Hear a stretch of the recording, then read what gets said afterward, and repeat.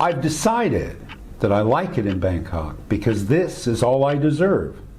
The disfigured beggars, the scabby dogs, the pimps, the bar girls, they would all rather be someplace else. Everybody here, except the tourists, would rather be someplace else. I would rather be someplace else, but I've never felt at ease anyplace else. Truth be told, if I love anything at all, I love it here. She's still sleeping. I have a busy day ahead of me, but never mind. It's already past lunchtime and I really need to be on my way. But my pendrai, I've been awake all night and out of bed since 6, moving around quietly, trying to pack. My pendrai, she slumbers, she snores. I cleared her clutter next to the sink so I could lay out my morning pills in their correct order and in an absolutely straight line above, not below, the least mildewed line of caulk between 2 rows of tile. The pills always go in order of size, from largest to smallest. The pills must always be taken in even numbers, 2 at a time, in 4 gulps of water from an 8-ounce glass. As far as my life goes, this is a fairly uninvolved process. It can take me an hour to eat a bag of M&Ms because there are so many ways that candy can be counted and arranged. She's pretty gorgeous, I have to admit. I've done everything I can do to prepare for my trip without making noise or turning on a light, so now I'm just sitting in a chair watching her sleep. I can't wake her. She must awaken on her own. That's the rule. This one's name is Mai, a monosyllable which, when pronounced with a long vowel in the low tone, means new. A single brief sound that tells a story. It is a name commonly given to a couple's second or new baby. The woman who is currently holding me hostage in the Nana Hotel is the second of 7 children, as I found out last night during the empty time between sex and sleep. She's snoring again. I've noticed she snores when she's laying on her back, but not her side. That means the obstruction is in the glottis and not the sinuses. She should see a good ENT for that. But she would probably say her snoring is part of her karma and thus should not be messed with. These women have a wonderful stoic acceptance of the pain in their lives, which is fascinating to me because I have no patience at all for the slightest disruption of my equilibrium. I've got slightly more than 3 hours before my plane takes off, and that's barely enough time to do everything I need to do. I have to use exactly 4 disinfectant wipes to wipe down everything I've touched in the room before I leave. The phone, the TV, all the doorknobs and light switches, the refrigerator, and virtually every single thing in the bathroom. Many, many, many, many things to do. And I can't do a single one of them if there's anybody else in the room with me. That's the rule. Finally, finally, finally, finally, she stretches with more intention. She yawns and smacks her lips. She lifts her head and peers around the room. First and most important thing when waking up with a stranger is to find out where he is and what he's doing. What you do? No good morning, no how are you. These women used to be so much more polite when I first arrived. They used to call a punter sir. I forgive her rudeness. My rules require me to be polite, and I cannot, under any circumstances, break the rules. Arun sawat cha nong, la pandida. She looks down at me and places a soft hand on my shoulder. I want to respond, but the need to get the hell out of there is so strong. I sit absolutely still. She smiles, she shrugs, she turns, and she pads to the bathroom. Before she closes the door, she looks back at me over her shoulder one last time, and just barely visible in her look is, what the hell is this guy's problem? You don't want to know, sister. I like Mai quite a lot. Checking the weather at the window is something guaranteed to make me like her, something honest and decent and normal, and most important, it's something I'm sure she's done every morning of her life. She probably saw her mother do it when she was a child, a small habit with which anybody raised on a farm anywhere would begin their day. And being privy to one of her private rituals makes me feel something for her that I believe is close to what normal people call romantic love. Know thyself, say the poets. Be thyself, say the monks. Control thyself, say the priests. Understand thyself, say the rabbis. Forgive thyself, say the therapists. Don't get me started on what my mother says. When Mai finally comes out of the bathroom, she's dressed again in the clothes she wore in the bar last night, but looks not the least bit rumpled. I've already got my bag over my left shoulder, and with my right hand I'm throwing whatever change I have on the bed for the maids. I'm obviously anxious to be away. She leans back a bit and she scrutinizes me. She's surprised by my behavior and probably a bit angry. Almost all the men she deals with are on vacation and in no hurry. If a punter is in a rush to get rid of her, it either means he's upset with her or he's anxious to go back on the hunt. Perhaps she takes my impatience for a warning sign that I'm going to argue about her price. I never do. I don't buy them out of the bars for the sex. I do this because the world needs me to do this. I do it because, however it has come to be, I'm somehow responsible for all the pain and suffering in the world. And by following my patterns, by paying attention to the rituals, maybe I can redeem myself. When she's gone, I throw myself into the necessary things with an enormous sense of relief. I attack that room. I penetrate its corners and discover all its hidden, dirty secrets. My jaw clenches and my toes curl, and it feels so good. It's primal and insistent and necessary, and it's the right thing to do. All the poisons rush out of me in a flood, and I surf the wave as long as I can.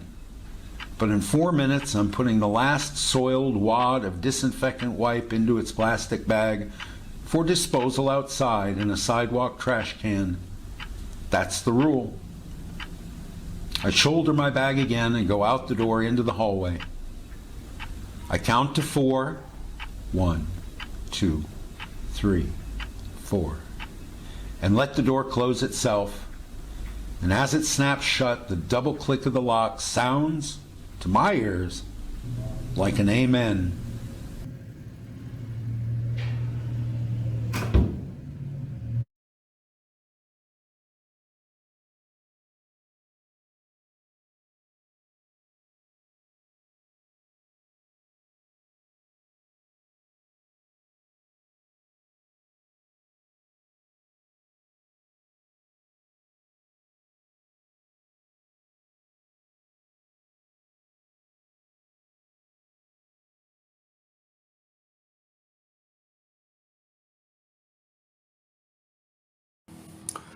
I used to write advertising for a living.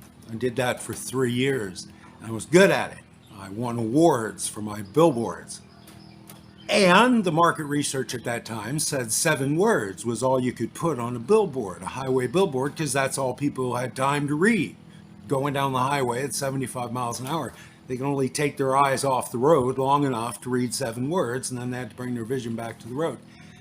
So I've sat in meetings where 8 or 9 people sat around a table for an hour and parsed 7 words that were going to go on a billboard on the highway.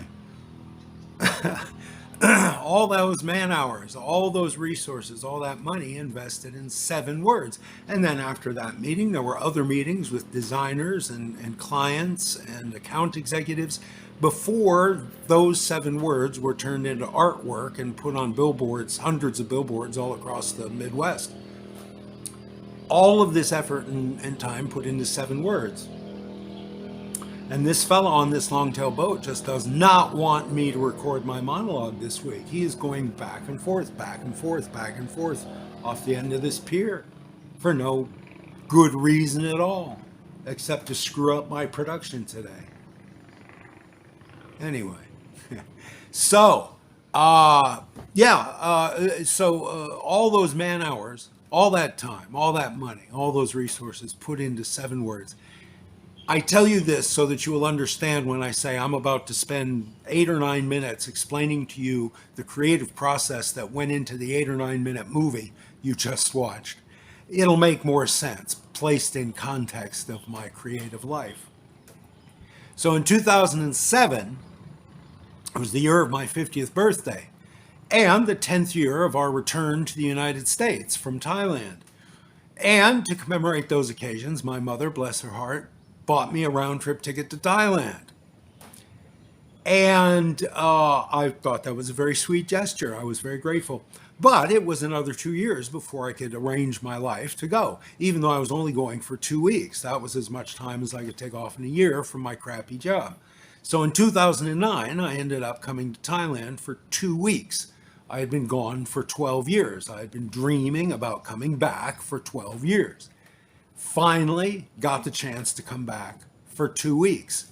First week, I stayed in Bangkok. I stayed virtually the whole time in a room at the Nana Hotel with a revolving menu of young women and a bag of weed. And that's because the experience of coming back after 12 years was emotionally shocking. It was overwhelming. Bangkok was overwhelming. Bangkok had changed, and I didn't like Bangkok the way it used to be, and I didn't like its new iteration. And I would go out and meet old buddies of mine who had stayed there for breakfast, lunch, and dinner, drinks, whatever. And their lives were wonderful. They had houses, condos, homes, careers, jobs, respect, money. And I was locked in a cubicle in a windowless room in the basement of a hospital.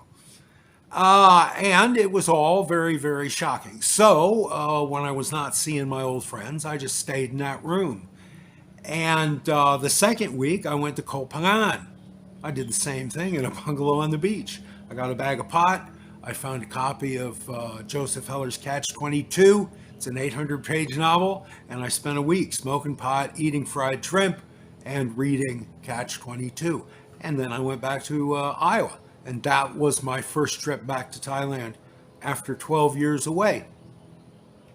And it was all very disappointing, but it was my own fault. It was my own emotional reaction to the stress of the situation that forced me to hole up in those 2 rooms, to put up walls, to numb myself with marijuana, to dive into books and lose myself in books, while I was experiencing something I had waited 12 years to experience. But one of the few things that came out of it was a book called She Kept the Bar Between Them, which is a book of short stories, all fiction, which for me is rare. I don't write a lot of fiction. And all stuff that I produced, for the most part, stuff I produced during those 2 weeks, sitting alone in these various rooms in Thailand. And the story Necessary Things was produced obviously in the Nana Hotel. It's not me, it's not about me, but my OCD informs that character. And that's why you don't see any faces in the movie. It's not about Steve Ross's life. It's about the life of an everyman. It's about the life of a guy who participates in the commercial sex industry in Thailand as a consumer and has to do so through a screen of his own compulsions and tics and obsessions. And I really love, the thing I love about the story is that, all right, there's an apologia that everybody in the BDSM community will throw out there when challenged about their lifestyle, whether they're top or bottom. They'll say, well, power is a component in every human relationship. We're just exploring that. And yes, power, that's a kind of a cop-out, but whatever, lets you sleep at night in whatever position with whomever you wish, is fine with me. But that power component is explored in this story. And here in Thailand, of course, that power component is expressed with every utterance. We krup, we ka, we Y, this one Y's, this one returns the Y a little lower. To this one, we Y way up here, and that one does not return the Y at all. Power relationships are expressed with every single utterance in Thai. I hate this guy. I literally hate this guy. He is just going back and forth on this little estuary. We're going to wait. I'm going to turn this off. We're going to wait, and then I'll sum up. This time of year, the shrimp are running. You know, those little tiny shrimp that they'll either dry them and serve them to you in a bowl like peanuts in a bar, or they'll grind them up and make shrimp paste out of them. I suppose they are pressed into shrimp sauce somewhere. They're running, 1 month out of the year. They run around here in South Thailand, and so everybody goes out in their longtail boat, and they've got those big nets in the front, and they're scooping them up. And they're all coming back in. They've been out all night fishing. They're coming back in with their catch right now. So I'm going to sum this up. Power, the differential between two individuals in a relationship, that is expressed in Thai with every utterance. It is assumed by many expatriate males who come here that we will be the top in every relationship because we have more money. We have more education for the most part. We're older for the most part. So this society affords us a variety of courtesies. We assume that we are in charge. In this story, the young woman is keeping the old guy hostage in a room, much like these guys with their long-tail boats are keeping me hostage here, without even being aware of it. She's not even conscious. She's not even awake. And she's holding this guy hostage. She's determining his behavior without lifting her mind above the REM cycle. She's absolutely in charge of the situation because of his tics and compulsions. And just so you know, I'm much, much better now. Again, this is not about me. I'm going to wrap this up now. These guys just do not want me to record a monologue here today.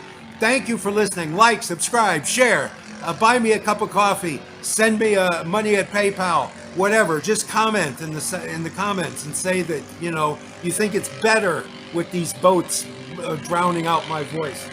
Whatever. Thanks a lot. I will see you next week. I love you. I appreciate you all.